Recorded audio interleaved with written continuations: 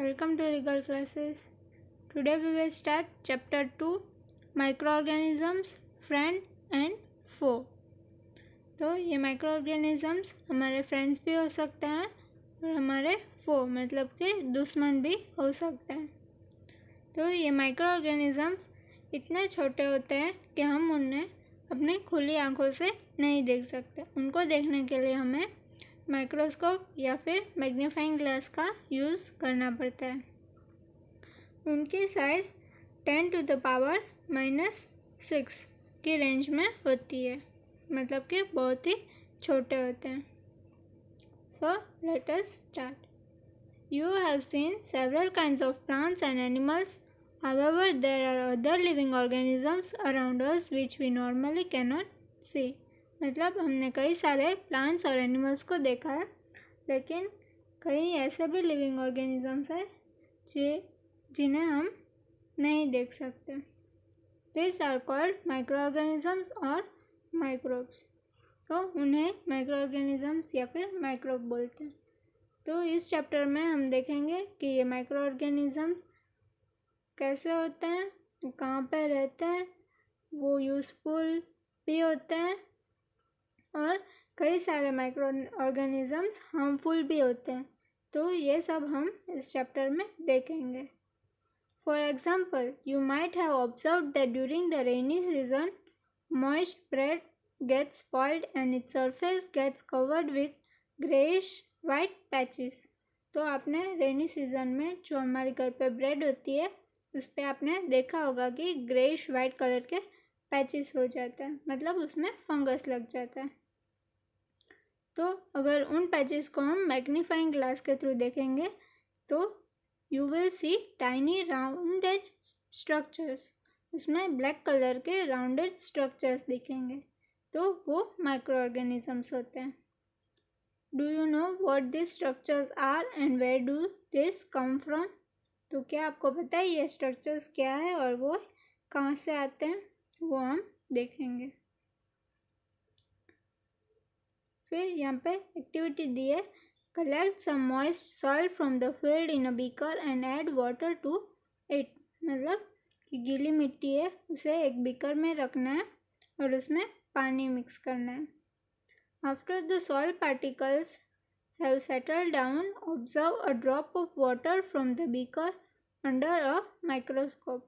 What do you see?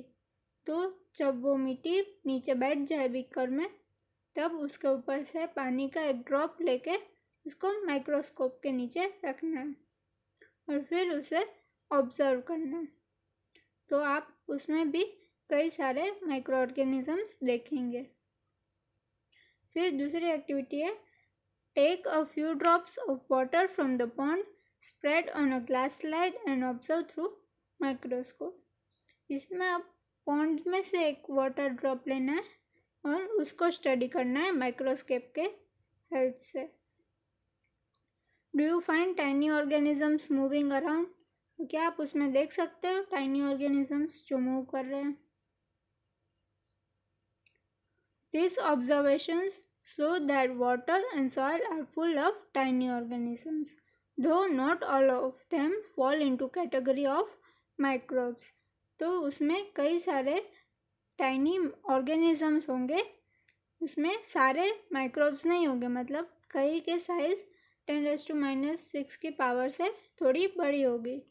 These microorganisms or microbes are so small in size that they cannot be seen with the unaided eye. मतलब कि इतने छोटे होते हैं कि हम उन्हें अपनी खुली आंखों से नहीं देख सकते। Some of these, such as fungus that grows on bread, can be seen with a magnifying glass. तो जो ब्रेड पे फंगस लगती है उसे हम मैग्नीफाइंग ग्लास की हेल्प से देख सकते हैं।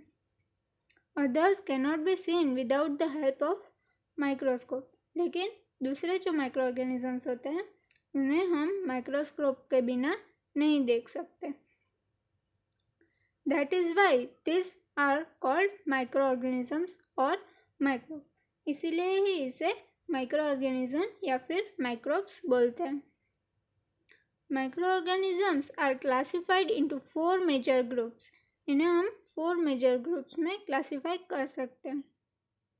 This groups are bacteria, fungi, protozoa and some algae। तो ये 4 ग्रुप्स में हम उसे डिवाइड कर सकते हैं।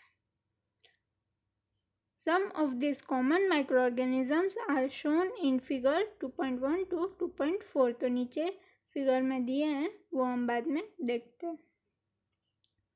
Viruses are also microscopic but are different from other microorganisms। तो ये जो वायरस होते हैं वो भी माइक्रो ऑर्गेनिजम्स होते हैं, लेकिन ये बैक्टीरिया, फंगी ये सब से थोड़े अलग होते हैं। They, however, reproduce only inside the cell of host organism, which may be a bacterium, plant or animal। तो उनको ग्रो होने के लिए, मल्टीप्लाई होने के लिए कोई होस्ट की ज़रूरत होती है, मतलब कि कोई ह्यूमन, प्लांट या एनिमल के अंदर जाकर ही वो ग्रो हो सकता है। जैसे अभी कोरोना वायरस चल रहा है तो वो ह्यूमंस के थ्रू फैलता है। कोई भी ह्यूमन के अंदर जाके वो खुद को मल्टीप्लाई करके ग्रो करता है। वैसे ही वायरस को भी होस्ट की ज़रूरत पड़ती है।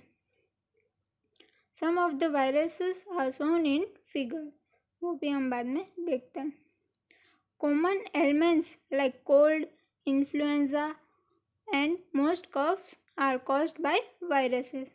तो हमें जो सर्दी खांसी वो सब होता है वो भी वायरस की वजह से ही होता है।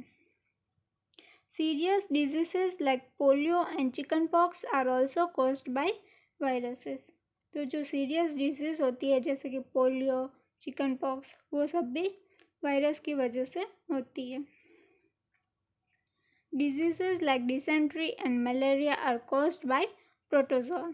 तो ये डिसेंट्री मतलब कि पेट दर्द और उसकी वजह से जो हमें लूज मोशन होते हैं वो सब, और मलेरिया दोनों प्रोटोजोआ से होता है। तो मलेरिया जो है वो मस्कीटोस कैरी करते हैं प्रोटोजोआ को एक जगह से दूसरी जगह। Whereas typhoid and tuberculosis are bacterial diseases. और ये जो टाइफॉइड और ट्यूबरक्लोसिस है वो बैक्टीरिया के वजह से होता है। ये जो टाइफॉइड है वो साल्मोनेला टाइफिस नाम के बैक्टीरिया से फैलता है। You have learned about some of this microorganism in class 6 and 7। तो इसके बारे में क्लास 6 और 7 में पढ़ा होगा। तो यहाँ पे आप फिगर में 2.1 में बैक्टीरिया देख रहे हैं जो राउंड शेप में भी होते हैं और यहाँ पे इस वाले में रोड शेप के हैं। फिर 2.2 में algae है, क्लेमिडोमोनास और स्पाइरोगायरा, जो पॉन्ड में या रिवर वाटर में पाई जाती है। फिर 2.3 में है प्रोटोजोआ, अमीबा और पैरामोशियम। तो ये अमीबा और पैरामोशियम यूनिसेल्युलर होते हैं, मतलब कि एक ही सेल से बने होते हैं। फिर 2.4 में आप देख रहे हो फंगी। तो ब्रेड मोल्ड, मतलब ब्रेड के ऊपर जो ग्रेइश वाइट कलर का आ जाता है उसे ब्रेड मोल्ड, जो फंगस है। फिर पेनिसिलियम और एस्परगिलस, ये भी फंगस के टाइप है। फिर यहाँ पे 2.5 में आप देख रहे हो वायरस का स्ट्रक्चर, जो अभी का हॉट टॉपिक है, जैसे कि कोरोना वायरस। Thank you.